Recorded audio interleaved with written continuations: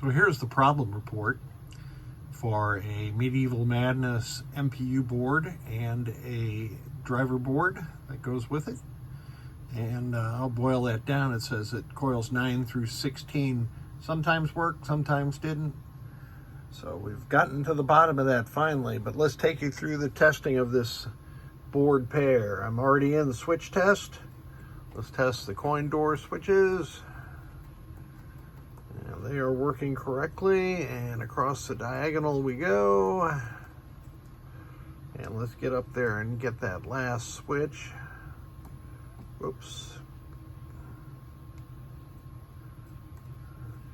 It's again, I pressed the wrong button here. Oops. There it is. So the switches are working properly. Now let's test these solenoids. I'll get this running. That's the castle gate hold coil.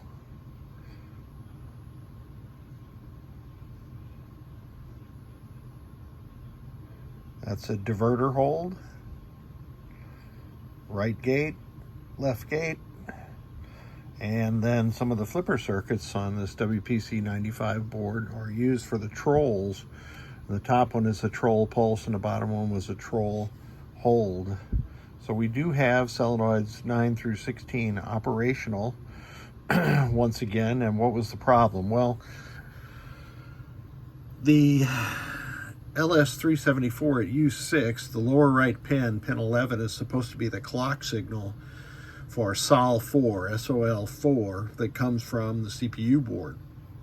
Well, I verified that the signal was getting out of the ASIC to J210, J211 on this board, to this connector over here, but then you can see there's some vias there, and the one that's, let's see, of the bottom three, the highest one is a via to the second one up in the set of 5 that just hops under the board for a second, and then it goes across the board to the lower side of R82 and then to pin 11 of U6. Well, I was getting continuity between all those points, but it was just, I'll have to say, light continuity. And you'd think continuity is continuity, but in this case it was not.